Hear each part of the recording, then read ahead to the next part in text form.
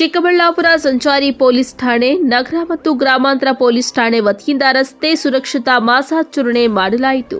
ನಗರದ ಜೂನಿಯರ್ ಕಾಲೇಜಿನ ಮುಂಭಾಗದಿಂದ ನೂರಾರು ವಿದ್ಯಾರ್ಥಿಗಳ ಜೊತೆ ಸೇರಿ ಸಾರ್ವಜನಿಕರಿಗೆ ಅರಿವು ಮೂಡಿಸುವ ಕೆಲಸ ಮಾಡಿದರು. ಕಾರ್ಯಕ್ರಮಕ್ಕೆ ಸರ್ಕಲ್ ಇನ್ಸ್ಪೆಕ್ಟರ್ ಮಂಜುನಾಥ್ ಅವರು ಹಸಿರು ನಿಶಾನೆ ತೋರುವ ಮೂಲಕ ಚಾಲನೆ ನೀಡಿದರು. ಜೂನಿಯರ್ ಕಾಲೇಜಿನಿಂದ ಎಂಜಿ ರಸ್ತೆಯ ಮೂಲಕ ನೂರಾರು ವಿದ್ಯಾರ್ಥಿಗಳು ಜಾಗೃತಿ ಫಲಕಗಳನ್ನು ಹಿಡಿದು ನಿಮ್ಮ ರಕ್ಷಣೆ ನಿಮ್ಮ ಕೈಯಲ್ಲಿದೆ ಎಂಬ ಘೋಷಣೆಗಳನ್ನು ಕೂಗುತ್ತಾ ಸಾರ್ವಜನಿಕರಿಗೆ ಅರಿವು ಮೂಡಿಸುವ ಕೆಲಸ ಮಾಡಿದರು. ಶಿಡ್ಲಘಟ್ಟ ವೃತ್ತದ ಬಳಿ ಮಾನವ ಸರಪಳಿ ನಿರ್ಮಿಸಿ ಮಾತನಾಡಿದ ಸರ್ಕಲ್ ಇನ್ಸ್ಪೆಕ್ಟರ್ ಮಂಜುನಾಥ್ ಅವರು, ಅಪ್ರಾಪ್ತರು ವಾಹನ ಓಡಿಸಬಾರದು. ಒಂದು ವೇಳೆ ಅಪ್ರಾಪ್ತರು ವಾಹನ ಚಲಾಯಿಸಿದರೆ ಅವರ ಪೋಷಕರ ವಿರುದ್ಧ ಪ್ರಕರಣ ದಾಖಲಿಸಲಾಗುತ್ತದೆ. ಅಲ್ಲದೆ ಸಂಚಾರಿ ನಿಯಮಗಳನ್ನು ತಪ್ಪದೇ ಪಾಲಿಸಬೇಕು. ಆ ಮೂಲಕ ಅಪಘಾತಗಳನ್ನು ತಡೆಹಿಡಿಯಬಹುದಾಗಿದ್ದು, ಬೈಕ್ ಚಲಾಯಿಸುವ ವೇಳೆ ಬೈಕ್ ಸವಾರರು ಮತ್ತು ಹಿಂಬದಿ ಸವಾರರು ತಪ್ಪದೇ ಹೆಲ್ಮೆಟ್ ಧರಿಸಬೇಕು. ಅಪಘಾತಗಳಲ್ಲಿ ಮೃತಪಡುವವರು ಹೆಚ್ಚಾಗಿ ತಲೆಗೆ ಪೆಟ್ಟಾಗಿರುವುದರಿಂದಲೇ ಸಾವು ಸಂಭವಿಸಿದೆ.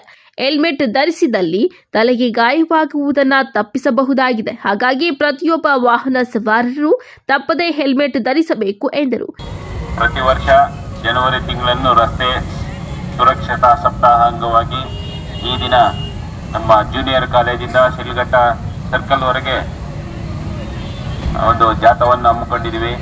ಈ ಜಾಥಾದಲ್ಲಿ ನಮ್ಮ ಜೂನಿಯರ್ ಕಾಲೇಜು ಹುಡುಗರು ಮತ್ತು ಹೈಸ್ಕೂಲ್ ಮಕ್ಕಳು ಈ ಜಾಥಾದಲ್ಲಿ ಪಾಲ್ಗೊಂಡು ಸಾರ್ವಜನಿಕರಲ್ಲಿ ವಾಹನ ಚಲಾವಣೆ ಮಾಡಬೇಕಾದ್ರೆ ಎಷ್ಟು ಜಾಗೃತವಾಗಿರಬೇಕು ಎಂಬುದರ ಬಗ್ಗೆ ಅರಿವು ಮೂಡಿಸಲು ಇದೊಂದು ಜಾಥಾವನ್ನು ಹಮ್ಮಿಕೊಂಡಿದ್ವಿ.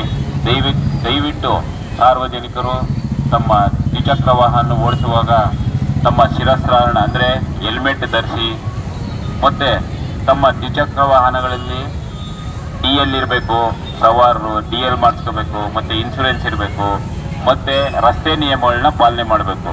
ನಾವೇನು ಮಾಡ್ತೀವಿ, ಮತ್ತು ಮಕ್ಕಳು ಯಾವುದೇ ವಾಹನನ 18 ವರ್ಷದ ಒಳಗಿರ್ತಕ್ಕಂಥ ಮಕ್ಕಳು ಚಲಾವಣೆ ಮಾಡಿಕೊಡೋದು. ಚಲಾವಣೆ ಮಾಡಿ ಇಲ್ಲ ಇವ್ರಿಗೆ ಅನಾಹುತ ಆಗುತ್ತೆ, ಇಲ್ಲ ಇವರಿಂದ ಬೇರೆಯವ್ರಿಗೆ ಅನಾಹುತ ಆಗುತ್ತೆ ಅಂಥ ಸಮಯದಲ್ಲಿ ಇಬ್ಬರಿಗೂ ಅನಾನುಕೂಲನೇ. ಯಾರು ಗಾಡಿ ಕೊಟ್ಟಿರ್ತಾರೋ ಅವರ ತಂದೆ ತಾಯಿ ಸಹ ಅಪರಾಧ ಆಗುತ್ತೆ. ಮತ್ತು ಯಾವುದೇ ಟ್ರಾಫಿಕ್ ವೈಲೇಷನ್ ಮಾಡಿದ್ರೆ ಅವ್ರ ತಂದೆ ತಾಯಿಗೆ ಸುಮಾರು 25,000 ಫೈನ್ ಆಗುತ್ತೆ. ಕಡಿಮೆ ಅಂದರೆ 25,000 ಫೈನು. ದಯವಿಟ್ಟು ನಮ್ಮ ಸಾರ್ವಜನಿಕ ಬಂಧುಗಳಲ್ಲಿ ಅದರಲ್ಲಿ ಯಾರೋ ಈ 4 ವೀಲರು ಅಥವಾ 2 ವೀಲರ್ ಇಟ್ಕೊಂಡಿರ್ತ ಮನವಿ, ದಯವಿಟ್ಟು ಮಕ್ಕಳಿಗೆ ವಾಹನವನ್ನು ಕೊಡಬೇಡಿ. ಮತ್ತು ಕಾರ್ ಚಲಾಯಿಸುವಾಗ ಅಷ್ಟೇ ನೀವು ಸೀಟ್ ಬೆಲ್ಟ್ ಧರಿಸಬೇಕು. ಸೀಟ್ ಬೆಲ್ಟ್ ಧರಿಸೋ ಅದರ ಉದ್ದೇಶನೇ ಬೇರೆ. ಸುಮ್ಮನೆ ಸೀಟ್ ಬೆಲ್ಟ್ ಕೊಟ್ಟಿಲ್ಲ. ನೀವು ಎಲ್ಲನ ಹೋಗಿ ಸಡನ್ನಾಗಿ ಬ್ರೇಕ್ ಹಾಕ್ತೀರಿ, ಸೀಟ್ ಬೆಲ್ಟ್ ಹಾಕಿರಲ್ಲ, ಅವಾಗ ಏನಾಗುತ್ತೆ, ನಿಮ್ಮದು ಕಂಟ್ರೋಲ್ ಸಿಗಲ್ಲ. ಅವಾಗ ಸ್ಟೇರಿಂಗ್ ಯಾವ ಕಡೆ ತಿರುಗ್ತದೆ, ಅವಾಗ ಅಪಘಾತ ಆಗೋ ಸಂಭವ ಜಾಸ್ತಿ. ಮತ್ತು ದ್ವಿಚಕ್ರ ವಾಹನಗಳು ಅಷ್ಟೇ, ನೀವು ಇನ್ಶೂರೆನ್ಸ್ ಮಾಡಿಸಿ. ಮತ್ತು ಅದರಲ್ಲೆಲ್ಲ ಟ್ರಿಪಲ್ ರೈಡಿಂಗು ನಾವು ನೋಡ್ತೀವಿ, ಇಲ್ಲೆಲ್ಲ ಮಕ್ಕಳೆಲ್ಲ ಓಡಿಸ್ತಾ ಇರ್ತಾರೆ ಟ್ರಿಪಲ್ ರೈಡಿಂಗು.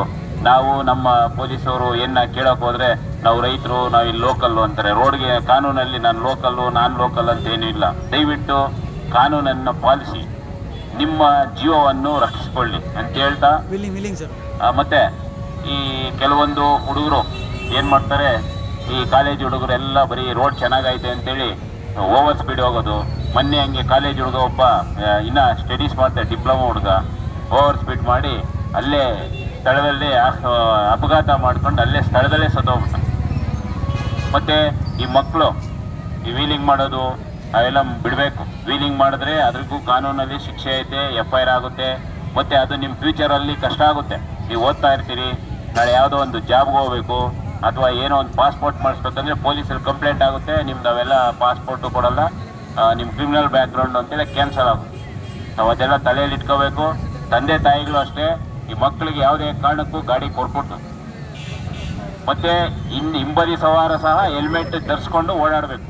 ಎಸ್ಪೆಷಲಿ ಯುವಕರು ತಾವು ಬೈಕಲ್ಲಿ ಮನೆಯಲ್ಲಿ ತಂದೆ ತಾಯಿಗೆ ಹಿಂಸೆ ಕೊಟ್ಟು ಗಾಡಿ ತಗೊತೀರಿ. ಅದು ತಗೊಂಡಾದ್ಮೇಲೆ DL ಇನ್ಶೂರೆನ್ಸು ಮಾಡಿಸ್ಕೋಬೇಕು. ಅದರಲ್ಲಿ ಏನಾಗುತ್ತೆ, 3 ಜನ 4 ಜನ ಹೋಗ್ತೀರಿ. ಮೊನ್ನೆ ಒಂದಿನ ಎಲ್ಲ ನನ್ನ ಮುಂದೆ ಇನ್ನೊಂದು ವಿದ್ಯಾರ್ಥಿ ಒಬ್ಬ ಸತ್ತೋದ, ಅದ್ರ ಬಗ್ಗೆ ಕೇಸು ಆಗೈತೆ. ಬೇರೆಯವ್ರ ಗಾಡಿ ತಗೊಂಡೋಗಿ. ದಯವಿಟ್ಟು ತಂದೆ ತಾಯಿಗಳು ದಯವಿಟ್ಟು ಗಾಡಿ ಕೊಡಕ್ಕೆ ಹೋಗಬೇಡಿ ಮಕ್ಕಳಿಗೆ. ಮತ್ತು ತಾವು ಅಷ್ಟೇ ಓಡಾಡಬೇಕಾದ್ರೆ ಹೆಲ್ಮೆಟ್ ಧರಿಸಿ. ಮನೆಯಿಂದ ಆಚೆ ರೋಡ್ಗೆ ಬರಬೇಕಾದ್ರೆ ಹೆಲ್ಮೆಟ್ ಧರಿಸ್ಬೇಕು. ಇದೊಂದು ರಸ್ತೆ ಸುರಕ್ಷತಾ ಸಪ್ತಾಹದಲ್ಲಿ ಪಾಲ್ಗೊಂಡ ನಮ್ಮ ಜೂನಿಯರ್ ಕಾಲೇಜಿನ ಮಕ್ಕಳು.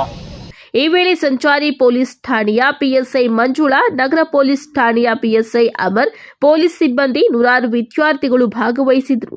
ಕ್ಯಾಮರಾಮ್ಯಾನ್ ಪ್ರವೀಣ್ ಜೊತೆ ಕಳವರ ಅರುಣ್, ಎಂಎಂಟಿವಿ ನ್ಯೂಸ್, ಚಿಕ್ಕಬಳ್ಳಾಪುರ.